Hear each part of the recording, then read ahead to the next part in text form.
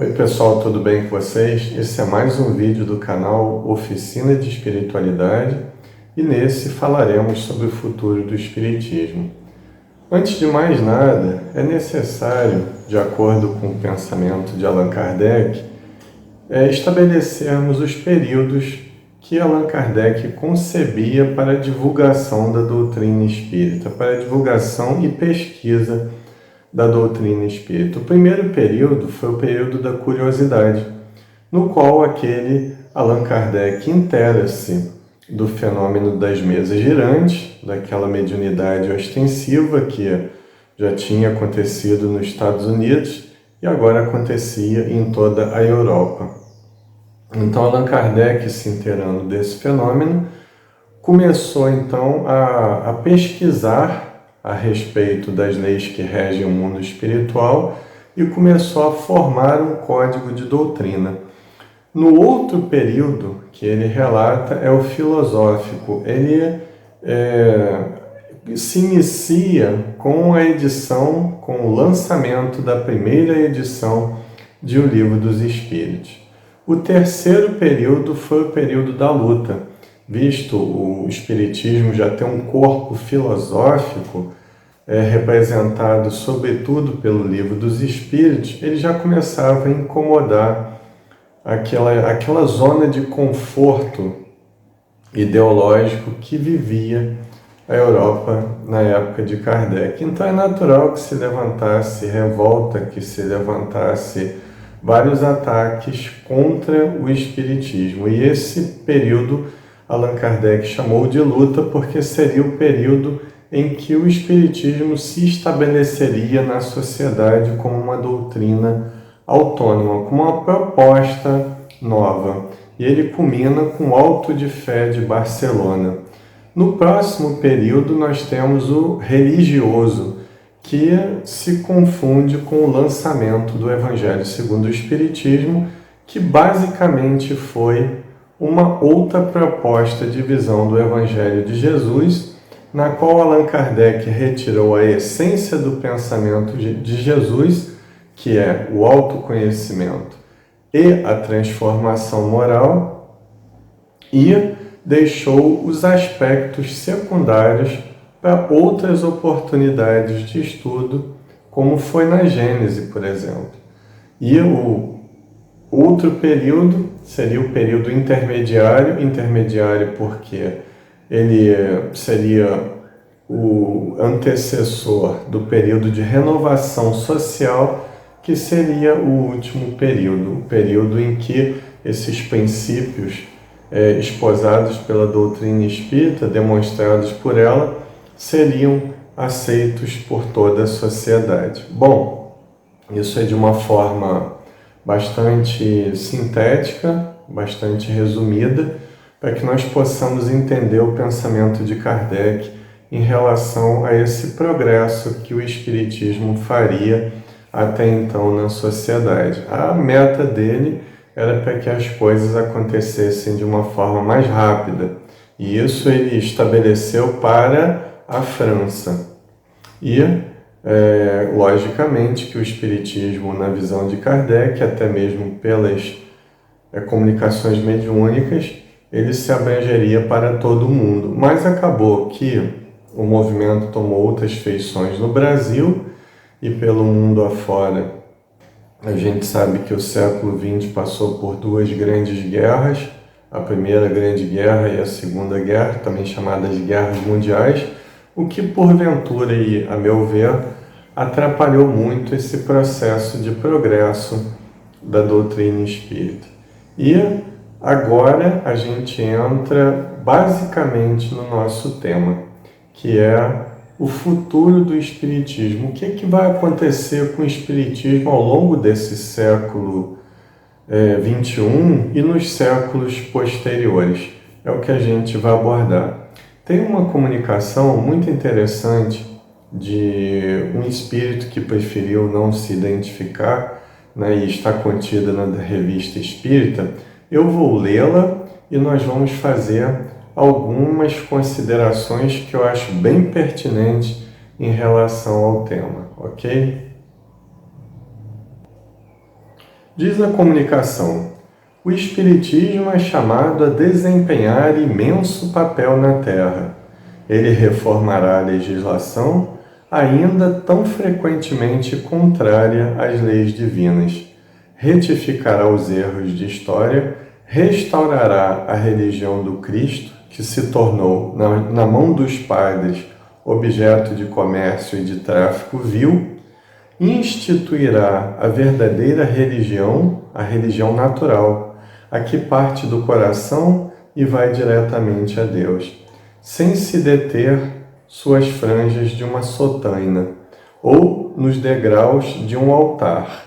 Extinguirá para sempre o ateísmo e o materialismo, aos quais alguns homens foram levados pelos incessantes abusos dos que se dizem ministros de Deus. Pregam a caridade com uma espada em cada mão, sacrificam as suas ambições e ao espírito de dominação os mais sagrados direitos da humanidade. Então nós vemos com esse espírito coisas importantíssimas, cujo processo já está em andamento e estará de forma cada vez mais veloz nesse século XXI e nos séculos posteriores. Esses princípios espíritas, essa crença geral que é trazida pelo Espiritismo, baseada na certeza da imortalidade da alma, ela vai trazer a reforma na legislação, a reforma em âmbito político, a reforma em âmbito social. O Espiritismo não vai ficar preso a uma instituição religiosa ou a um movimento. Ele vai se expandir em todos os setores da sociedade através das pessoas que pouco a pouco vão ocupando esses cargos e vão modificando esse cenário de corrupção.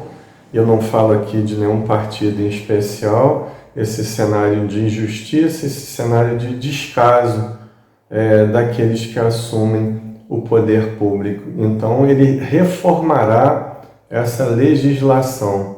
O Espiritismo também, ele restabelecerá, como diz o próprio Espírito, a religião do Cristo. Estabelecerá uma religião natural. Ou seja, a primeira fase já foi feita. Ele já restabeleceu a religião do Cristo quando Allan Kardec, no livro O Evangelho segundo o Espiritismo, mostrou a essência do pensamento de Jesus.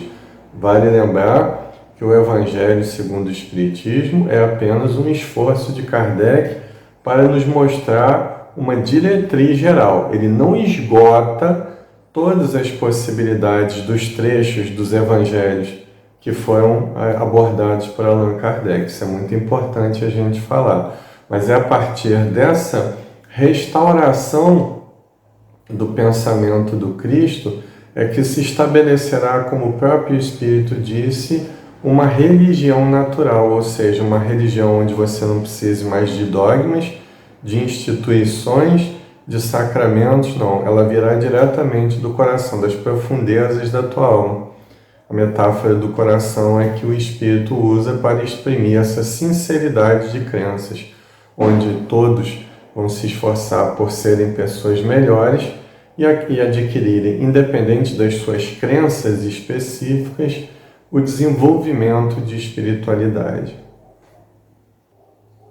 Essa crença espírita também restabelecerá os erros da história, né? É uma informação muito profunda, mas que eu entendo da seguinte forma, e se vocês tiverem outro pensamento em relação a isso, por favor, escrevam nos comentários para nos ajudar a pensar de uma forma mais ampla. O meu pensamento é que, através da mediunidade, a história sendo recontada pelas próprias pessoas que a viveram, desfazerá mitos e elevará pessoas anônimas à categoria de co-construtores desse mundo aí que se desenrola ao longo de todo esse tempo, que é a vida inteligente na Terra, que é seres humanos dotados de livre-arbítrio. Então, a minha abordagem é que através da mediunidade ou através da reencarnação de pessoas com a capacidade anímica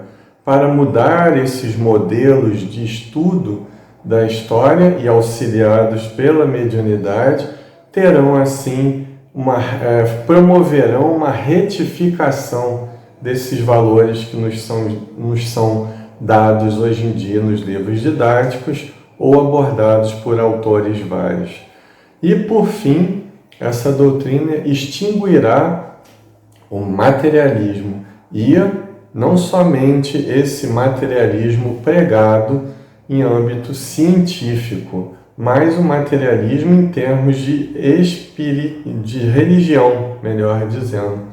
Porque dentro da religião também é materialismo, porque materialismo, em sentido bem mais amplo, não é somente a crença de que tudo acaba com a vida, com a morte do corpo físico, é muito mais do que isso. Não é só a ausência de Deus. O materialismo é uma forma de se viver a vida de uma forma imediatista, esperando que não haja mais nada após a morte do corpo físico, viver de forma desesperada, ansiosa e ambiciosa, de forma desregrada e etc. Então, seria uma metáfora, né? Tipo assim, um paradoxo, nós vamos chamar de materialismo espiritual, e isso também será reformado por essa crença espírita, por essa certeza da imortalidade demonstrada pelo Espiritismo. Então, em bases, né, em alicerces, essa comunicação do Espírito mostra o futuro que o Espiritismo terá que atingir para se tornar uma crença geral. Como assim uma crença geral? É uma questão de O Livro dos Espíritos que nós vamos ler, que foi uma pergunta gerada por Kardec, que embasa todo o nosso pensamento desse vídeo. Nós vamos ler essa questão e vamos fazer os devidos comentários. Perguntou Allan Kardec: o Espiritismo se tornará crença comum ou ficará sendo partilhado como crença apenas por algumas pessoas? E os amigos espirituais respondem: certamente que se tornará crença geral e marcará nova era na história da humanidade, porque está na natureza e chegou o tempo em que ocupará lugar entre os conhecimentos humanos. Terá, no entanto, que sustentar grandes lutas, mais contra o interesse do que contra a convicção, porquanto não há como dissimular a existência de pessoas interessadas em combatê-lo, umas por amor próprio, outras por causas inteiramente materiais. Porém, como virão a ficar insulados, seus contraditores se sentirão forçados a pensar como os demais, sob pena de se tornarem ridículos. Então vejam bem o que os espíritos respondem: que o espiritismo se transformará numa crença geral. Ele não ficará circunscrito a um grupo de pessoas, ele não ficará circunscrito ao movimento espírita. Mas isso não quer dizer que todos vão ser espíritas no futuro, a médio ou longo prazo, mas quer dizer que esses princípios espíritas, eles obrigatoriamente, nesse novo modelo formado no mundo de regeneração, é o degrau evolutivo em que a Terra já começa a adentrar por ele, lenta e gradativamente, é nesse modelo que se estabelecerá uma nova forma de ver as coisas, né? Essa crença geral, ela vai ser adotada não como imposição, não como um dogma, não como algo obrigatório para você se livrar do fogo do inferno, ou do umbral, ou da zona de trevas, ou de qualquer outro tipo de penalidade no mundo espiritual após a morte do corpo físico. Mas será uma coisa natural, será uma convicção natural de mentes maduras que estão preparadas para receber esse tipo de conhecimento. E a partir daí, uma nova fase de consciência realmente passará a existir no nosso planeta, mas não sem antes muitos combates, tanto externos quanto internos, né? Allan Kardec falou que uns atacarão e atacam o Espiritismo por amor próprio, por orgulho, por vaidade, por egoísmo, por estarem vendo algo no Espiritismo que seria de vontade deles, ou seria de convicção inconsciente deles, mas não querem por algum motivo admitir. E isso é um processo natural. Mas esse seria o menor dos problemas. O maior dos problemas são aqueles que combatem o Espiritismo estando dentro do movimento espírita. E não são aqueles que pensam diferente um dos outros, porque esse tipo de debate, esse tipo de diversidade é muito salutar, né? Você pegar duas pessoas com pensamento diferente e as duas unirem as suas limitações e as suas virtudes no conhecimento para uma parcela maior de conhecimento da verdade. Essa é a meta. Mas Allan Kardec e os espíritos se referiam aos que vão combater o espiritismo na surdina, de forma inconsciente, de forma muitas vezes covarde, porque eles defenderão os seus interesses próprios, as suas ideias próprias, em vistas de ganhar alguma coisa que não seja o dinheiro, o prestígio próprio, o prazer de ser idolatrado pelas pessoas que estudam menos e etc. Então fica aí os dois tipos de ataque que o Espiritismo sofrerá até se transformar numa crença geral. E chegando ao final desse vídeo, nós só temos a perguntar o seguinte: o movimento espírita atual, e de uma forma geral, ele é capaz de transformar o espiritismo, a doutrina espírita, numa crença geral, ou precisamos de novos elementos para chegarmos a esse propósito? Mas essa já é uma história que vai ser contada em outro vídeo.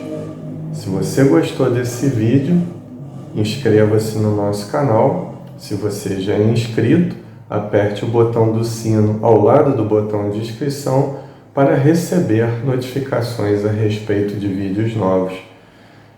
Para que o nosso canal chegue ao maior número de pessoas, se você gostou do vídeo, logicamente, curta, comente, compartilhe esse vídeo com outras pessoas e o poder de divulgação dele será maior. Se você realmente acredita que esse vídeo ele tem esse poder de divulgação da verdadeira doutrina de Allan Kardec. Meu nome é Marcelo Furtado e foi um prazer muito grande estar com você até o final desse vídeo. E muita paz, saúde e realizações a todos.